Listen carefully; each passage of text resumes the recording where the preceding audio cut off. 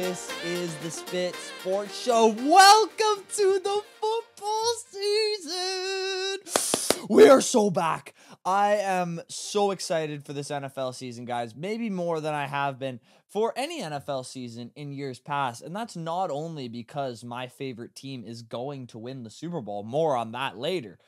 But it's also just because it feels like this summer went on a lot longer than the ones in previous past did. For me anyways, I don't know what it's like for you guys, but it feels like I haven't been able to sit down and just watch a football game in years. And it feels like an old love is coming back. It feels like an old friend that moved away is coming to give you a hug. It's a lot of just great warm feelings all coming in, combining for what should be an awesome Thursday night in Arrowhead, followed by a Friday night in Brazil, followed by all Sunday full of football. So what I have to do before football season starts is lay these predictions down. Because, listen, a lot of people can flip-flop during a season, especially in the NFL when there's only 17 games. The Packers could have one good week and everybody thinks they're going to win the Super Bowl, and then they lose the next week and everyone doesn't have them in their top 10 teams. It fluctuates week to week. And my opinions on teams will fluctuate from week to week. If they don't, then what are we doing here on this show, to be totally honest with you? But I did want to lay down these ground stone predictions of what I think is going to happen before the season starts. And I will be held to these predictions. I always look back at them after the season. Last year, I picked correctly 12 out of the 14 playoff teams. I felt really, really good about that. And my Super Bowl was Detroit versus Kansas City. I came pretty close to that as well. So I want to do even better this year. I'd like to go 14 for 14. And you know what? Looking at the league up and down, I think I got a chance. I love where I'm at in my predictions. So let's get started with them. And let's get started in the AFC and the AFC South, where, unsurprisingly, in fourth place, I have the Tennessee Titans, who are a straight-up bad football team. I like the addition of L'Jarius Sneed, and I like that they're trying to surround Will Levis with some talent with adding Calvin Ridley, but firing Mike Vrabel is just... It's a fireable offense for the guy who fired him, in my opinion. I think Mike Vrabel was one of the best coaches in the NFL who took the talent he had to higher levels than I think anyone else probably could have. He got the boot, and straight up, I don't like their secondary at all. They don't have a very good pass rush. I don't really believe in Will Levis. Anyone who puts mayonnaise in their coffee, I have to question something about their mentality. And overall, I think everyone kind of has the Titans coming in last in this division. Coming in third in this division at 7-9, I have the Jacksonville Jaguars. Now, I think Trevor Lawrence is just a step above a quarterback chameleon. What I mean by that is a chameleon obviously shades and changes colors based on its surroundings to blend in. There are certain quarterbacks that change their play depending on what's surrounding them. Jimmy Garoppolo is one of the best examples of this. With San Francisco, he was putting up the best passer rating in the league.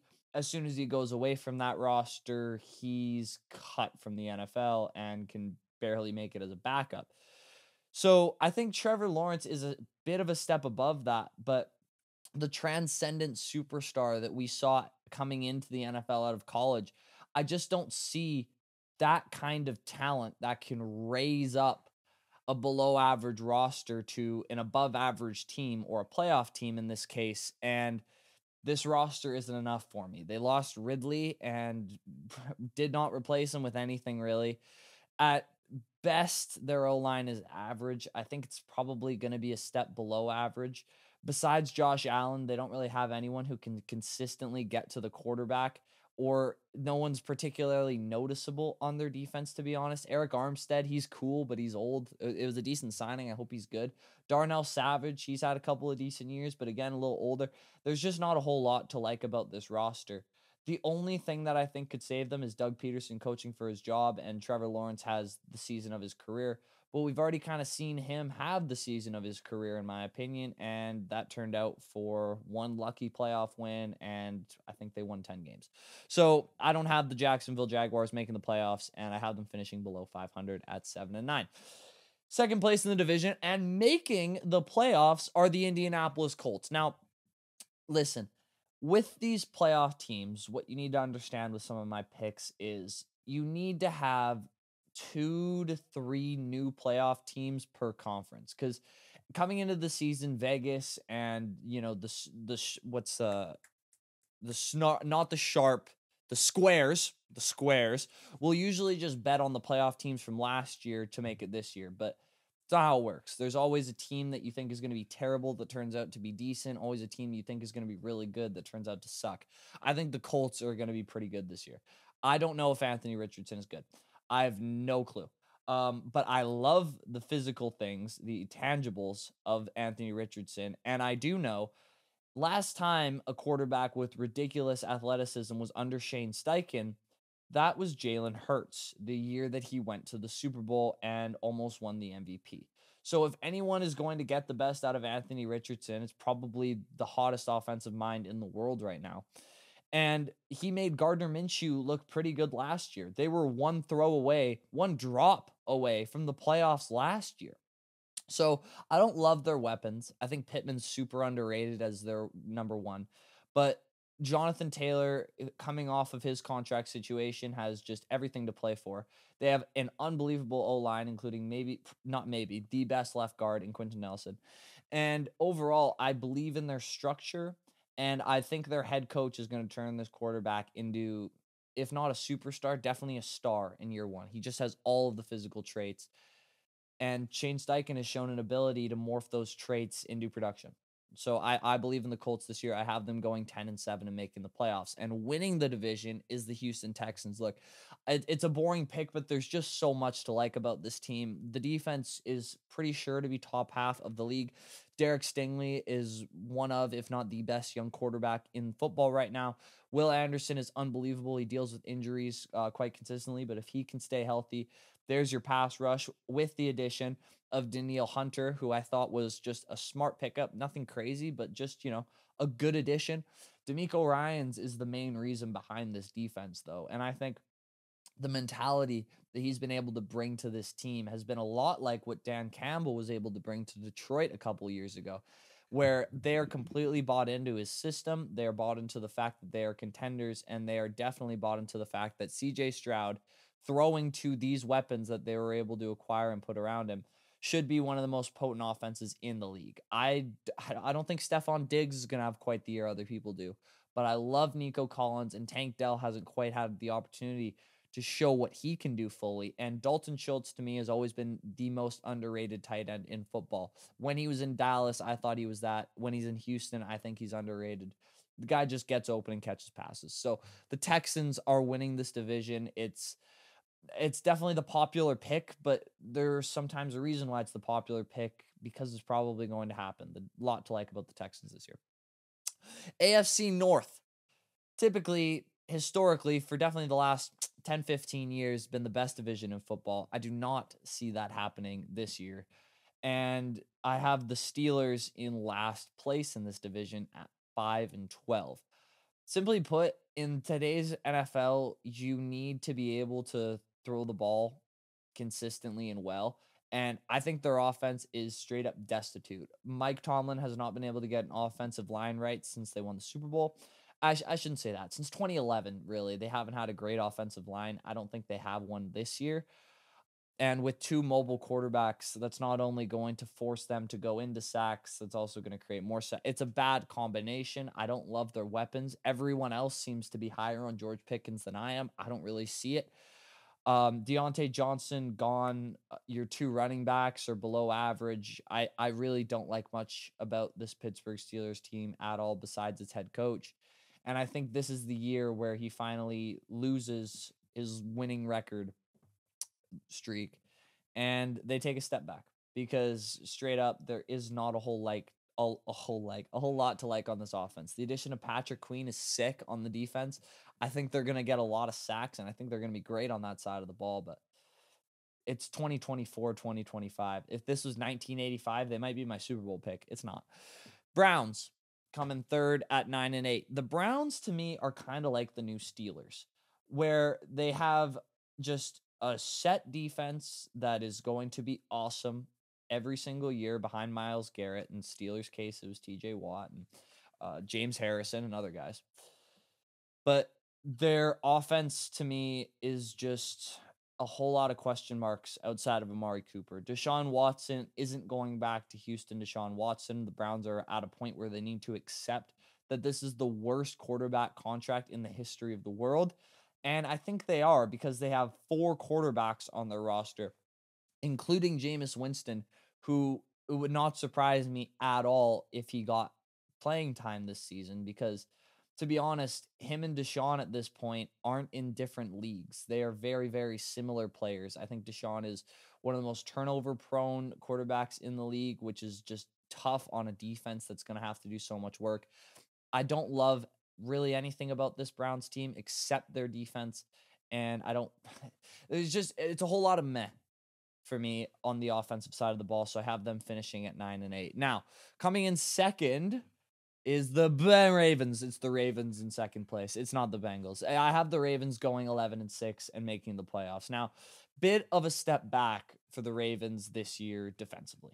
I totally understand that everyone thinks defense is linear, and if you have a good defense one year, it'll be good the next year. And the Ravens have had a good defense for what feels like forever, but you lost Patrick Queen, you lost Jadeveon Clowney, you lost Geno Stone, who's second on your team in interceptions, and you lost the now head coach for the Seattle Seahawks, who is your defensive coordinator, who, according to everybody in that building, was a defensive mastermind in terms of dialing up schemes and pressure. Now, I think their offense is going to be just fine, if not better, this season. I love the addition of Derrick Henry, but their issue last year wasn't running the ball. They were one of the best running teams anyways. So I don't see their offense taking a huge step, but what I do see is Zay Flowers taking a huge step, which could enable the passing game to get better.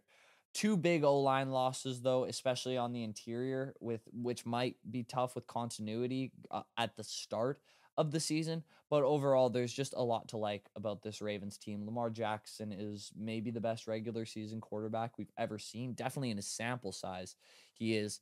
So I think the Ravens are going to be awesome this season. Just expect a bit of a step back defensively, and expect that to cost them a game or two. And expect that to be the reason they don't win the division over the Cincinnati Bengals, who I have winning. Simply put, this isn't really have to do with my normal football analysis is go unit by unit, see what players they have and the coaching, and just really take a big mix. For me, this is a Burrow revenge year. He's too good of a player to be, consistently on the fringe of the playoffs. I know he was hurt last year, but the Bengals typically don't have great regular seasons and then really turn it on once the season gets to about week 11. I expect that to be different this year. Now, the Jamar Chase thing terrifies me.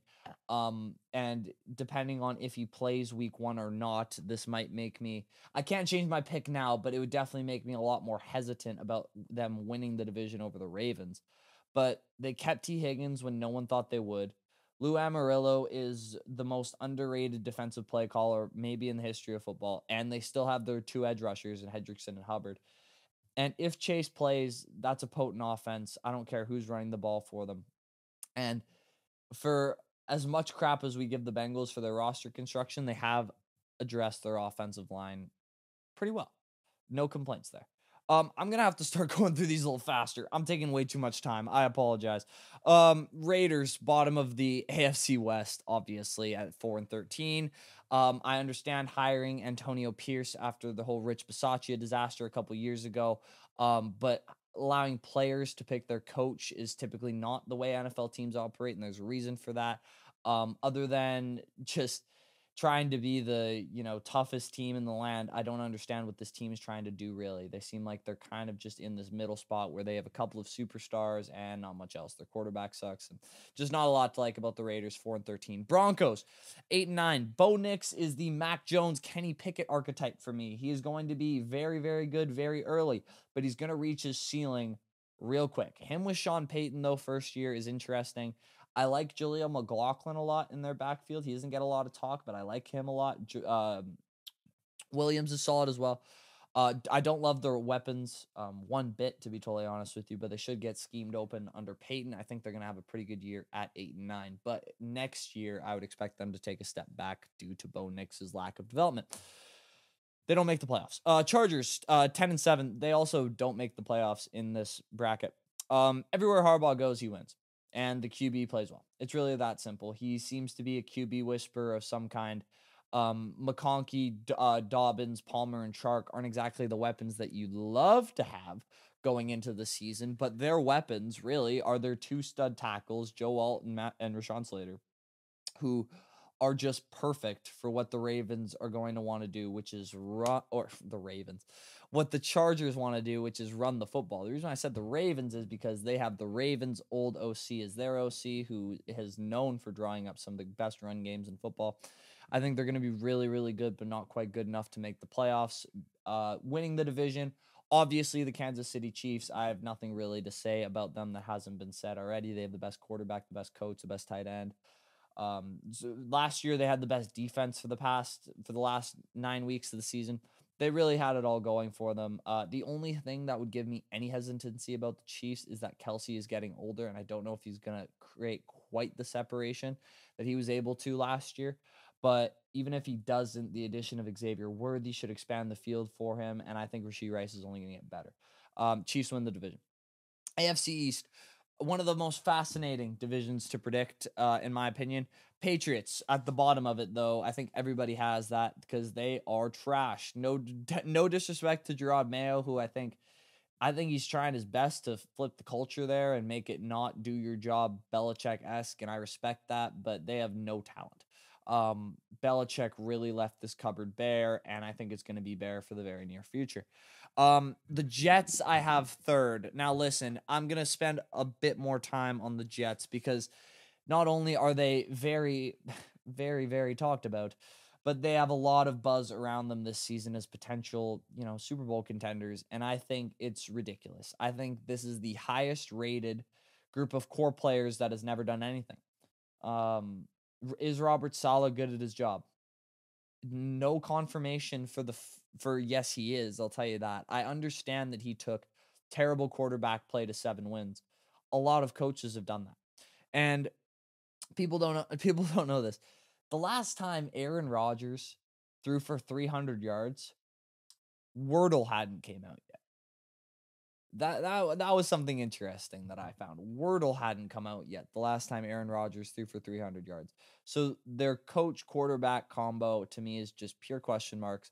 Garrett Wilson and Brees are obviously phenomenal young weapons. But outside of that, Mike Williams is a crazy injury risk, and their third wide receiver is someone named Xavier Gibson. No disrespect to him, but I don't know who that is. Their O-line outside of right guard is all question marks. Their defense is obviously top half of the league, but they lost their sack leader,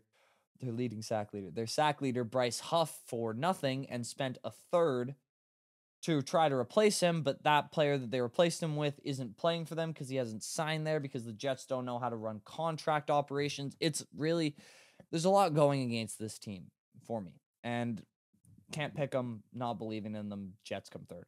Second is the Dolphins. Listen, the Dolphins just raw talent and speed. It's going to be enough to just overwhelm the bad teams.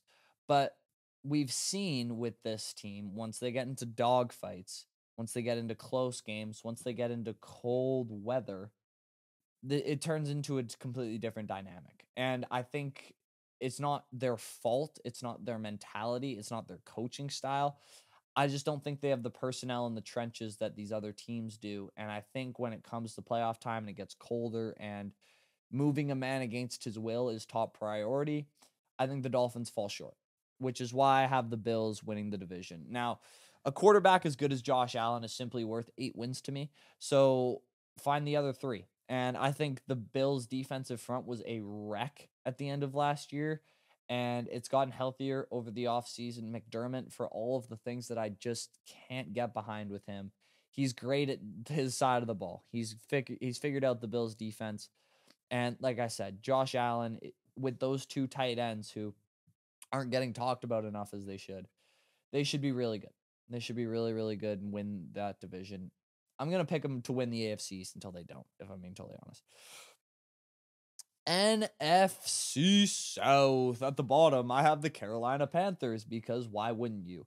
To me, it feels like the Panthers are just doomed Bryce Young from the start. When you have a quarterback on a rookie contract, you got to take advantage of that. And Carolina's done the complete opposite.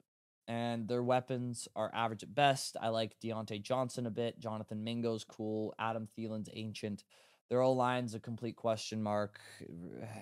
Defensive personnel outside of J.C. Horn is just nothing there. Carolina's going to be bad again this year, last in the division. I have them at 4-13.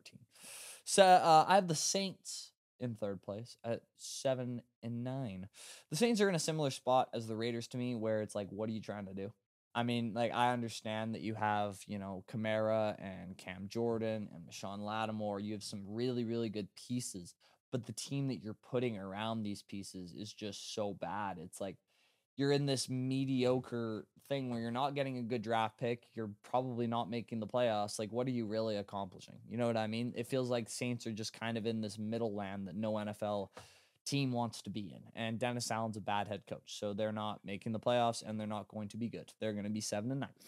I have the Bucks coming in second in this division, not making the playoffs, just below 500 and 9-8. To me, I understand there's 2 to 3 new playoff teams each conference, and with that understanding, the Bucks are a pretty easy pick for me to miss. Take a step back. Listen, good for Baker. I'm glad he got paid. But he's still around the 17th best quarterback in the league. Evans and Godwin are amazing football players, but they are 31 and 28 respectively. And that is just old for a receiver. I think they've got more questions on their defense now than they have in previous years. I think Todd Bowles is a good head coach. I don't think he's great. The Bucks just seem like I don't know, just a 500 team to me this year. They probably overachieved to get to the playoffs last year. Don't see it happening again. Falcons. Now, I have the Falcons winning the division, but I don't quite have them having the record that a lot of people think they will. I have them at 10-7.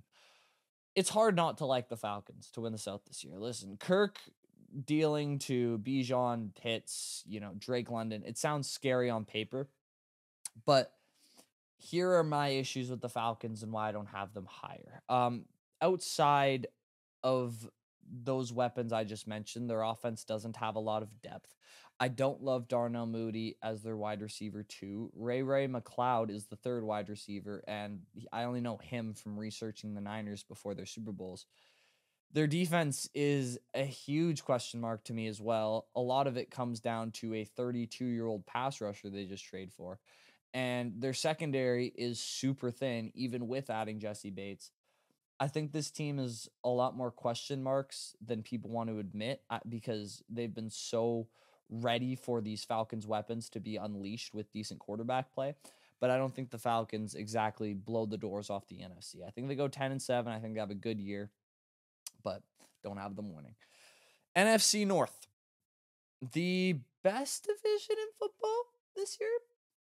Yeah, it is. No, definitely is. Bottom of the division, I have the Vikings. They probably have the best roster of any team I have in last place. I love their head coach. JJ McCarthy looked really solid in the preseason snaps that he had. But even Justin Jefferson can't save Sam Darnold. And with Addison having issues on and off the field, it's going to be tough to move the ball in this division. I think the next year, the Vikings could be really, really scary with, you get a really good draft pick, hopefully, if you're bad this year. McCarthy comes back, and I think the future is bright in Minnesota. But for now, take a back seat. You're dead last. Bears at 10-7. This is the most excited Bears fans have been coming into a season ever. And unlike the Panthers, the Bears have actually realized that you want to make your young rookie superstar quarterback comfortable early. So they really invested in weapons. I like Keenan Allen, even though I have issues with his age. Um, he's always been a bit more of a technician than a pure physical receiver, so I think he should be fine. I love Roma Dunze and I love DJ Moore. Defense was top 10 last year after they added Montez Sweat. Jalen Johnson is maybe the best corner in football. He's one of probably 3-4 guys in that conversation. But what makes me scared is their O-line, specifically their tackles, are huge question marks for me. Caleb might be bailing the pocket quick, which will lead to bad decisions for rookie quarterbacks. Anytime you're trying to create something on your own, there's wild swings from greatness to destituteness. So I think there's going to be growing pains with Caleb. Caleb was sensational in the preseason and completed 50% of his passes. So I think he's going to be really good, but I also think he's going to come third in the division. But that is nothing to be ashamed of, considering how good this division is this year. I have the Packers coming in second. I love a lot of what they have going for them. LaFleur has proven himself to be a top tier offensive head coach. And Jordan Love for the last 9 games looked like the second coming of Brett Favre. I get it. Weapons everywhere. Christian Watson, Jaden Reed, Romeo Dubs, all of that. Defensive line is elite. Kenny Clark, Preston Smith, Rashawn Gary, beauties, all phenomenal football players. The only hesitancy that I have about the Packers is you beat to end the season, you beat very, very bad teams in the regular season to make the playoffs. Very, very bad teams. And then in the playoffs, you were phenomenal against Dallas, but I feel like that had more to do with Dallas collapsing under their own hype. And against the 49ers, you were awesome until the 49ers got to make some adjustments. So I don't expect the Packers to necessarily take a step back, but I think they're a little bit overhyped as, a pretty trendy Super Bowl pick. I don't think they're quite on that level. But the team that is in this division, who I have as the number 1 seed in the NFC, I have the Chiefs as the AFC 1 seed, by the way. Lions at 13-4. There are no holes on this roster. The only hole they had last year was their secondary, which they went out and addressed with a fine-tooth comb, not only trading for 2 veterans, but also drafting 2 rookies who have looked fantastic all training camp. Their offense is set to be one of the most potent in football again. Both coordinators come back when they both could have easily gotten head coaching jobs. You go out and you get a guy like Donovan Peoples-Jones to be your third wide receiver, who we don't know exactly who that's going to be yet, but the 2 running backs are there, Amon-Ra St. Brown. Jared Goff, when he's protected behind the best offensive line in football, indisputably is a top 10 quarterback. There's a lot to love about this team, and they are going to win the division because they are the best and most talented squad. It's really that simple. We head down now to the NFC West, which used to be, for a good 5 years, the best division in football when Russ was at the tail end of his time in Seattle, in my opinion. Last place in this division, the best last place team is the Seattle Seahawks. There's a lot to like, not a lot to love with this roster, and that really goes across the entire roster. Geno Smith, you like him, you don't love him. The wide receivers, like you like them, but Lockett's getting old, and DK's a very up and down kind of guy, and Jackson Smith and Jigba was a little disappointing his rookie season, if I'm being honest. Their O-line, their tackles are good, but interior, it's like the defensive personnel is good, not great, although I love the addition of Mike McDonald, as I mentioned with the Ravens. I think he's unbelievable at dialing up pressure, and with that, I think they stay above 500 in this tough division, but they don't make the playoffs. Kyler Murray and the Arizona Cardinals do, though, at 9-8. Now, I don't get how people aren't higher on Arizona this year. This is one of the teams that I have surprising people. I think Kyler Murray, when he's healthy, has proven himself to be an incredibly productive quarterback. He was Offensive Rookie of the Year. He put up 4,000 yards. He's a really, really good football player. And when you give him a guy like Marvin Harrison Jr., who's the most transcendent receiving talent coming out of college, probably since Jamar Chase, it's hard not to see him putting up fantastic numbers in this offense. And Trey McBride, who people will know by the end of this year, fantasy football players already know all about him, but he was the Jordan Love of tight ends last year. And what I mean by, he was on pace for over 1,200 yards in his last 8 games. So I expect growth from him. Jonathan Gannon, their head coach, after the whole who drove here thing, did you have that dog in you? Made me want to throw up. But after that, the team seems to be buying into what he's selling. They play hard. Their defensive personnel, though, which is the side of the ball he coaches, is pretty weak outside of Budda Baker. That's probably the reason why people don't have the Cardinals ranked higher. But I coaching on defense is usually able to get stops when they count. Like how many times has Spags done that in the playoffs, or Lou Amarillo, who I already mentioned? I think the Cardinals will get stops at the right times and make the playoffs. Rams. The Rams I have second. There is not a lot to not like about this team. Stafford and McVay are obviously one of the best quarterback coach combos in the world. Puka Nacua is freaking amazing. Like, wow. Wow, Puka Nacua is good at football. Cooper Kupp, although he's getting old, I think is going to have a bit of a resurgence this season.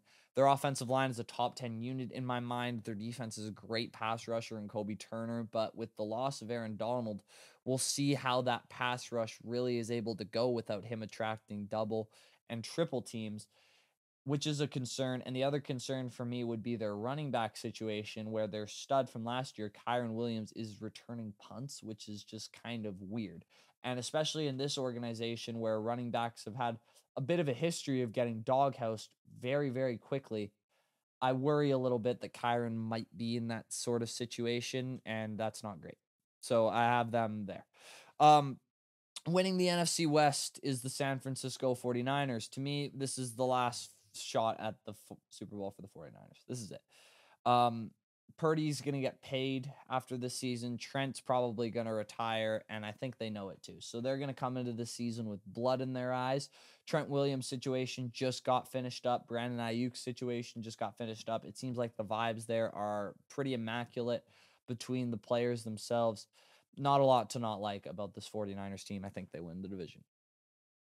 And last but not least, the NFC East. I have the Giants in dead last because their roster's terrible.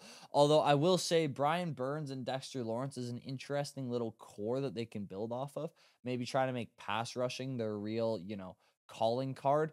But they have a bad team. They're going to come last. The Cowboys, I have taking a big step back, coming in third at 9-8. Now, the reason why I have the Cowboys dropping is because I don't think that Dak Prescott is a good enough quarterback to elevate these weapons into the same offense that they had last year with Tony Pollard.